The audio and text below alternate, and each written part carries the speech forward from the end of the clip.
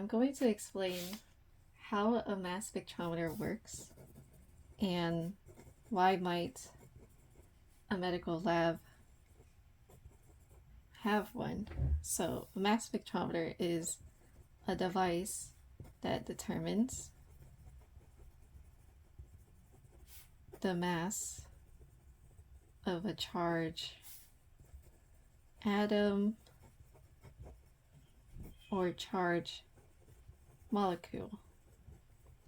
So say we have some substance and it's uncharged right now, but we could turn it to an ion by shooting a lot electrons into it or bombarding it with electrons. And so now we have this charged molecule which we could put in a capacitor. So say the molecule is positively charged now, and we put it in a capacitor, and this plate is positively charged and this plate is negatively charged.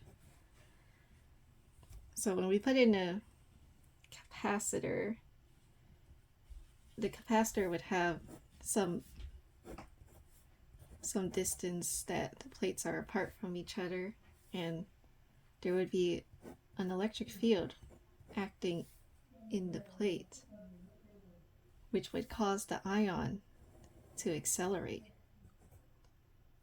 So that would mean that there is a force that exists in this problem that's acting on that charged molecule, that charged substance.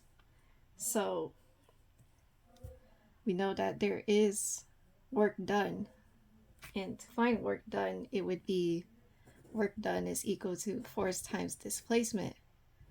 But we see that the charged particle is moving, so there is a change in kinetic energy, but initially it's not moving, so we would say the initial velocity is 0, but then eventually it moves and has some final velocity.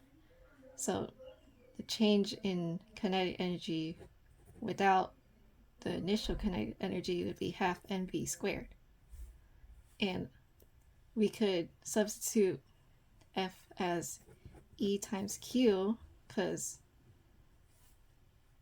F is equal to E times Q, and it's positive, so we leave it as is, times D, which is delta X in this problem, is equal to half mv squared, and E times delta X is just the change in voltage of the capacitor, times Q is equal to half mv squared. Now, how do we have this voltage difference? By hooking it up to a EMF, a battery. And now that we have this experiment, we'll add another field, the magnetic field, somewhere over here. And this magnetic field will cause the particle to turn, and so this turn, we could find the radius of this turn by placing detectors somewhere to find where the particle hits the detector, and this could be used to calculate R. And remember the equation for a charge moving in a circular motion. To find radius from that, due to a magnetic field, it's R equal to mass times velocity over charge times the magnetic field. So radius we can find by the detector. The magnetic field we control. The velocity we can find from this equation. And the charge, I'm guessing we know because we shot electrons into it, so it's got to be some electron worth of charge.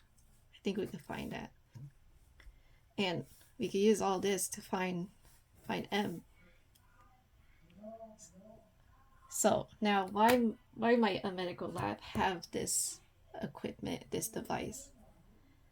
Well, if you were working in a medical lab and you were dealing with a patient and they have some harmful substance in their body that you're tasked to treat, it would be good to identify that substance. And you can identify that substance with a lot of certainty by its mass.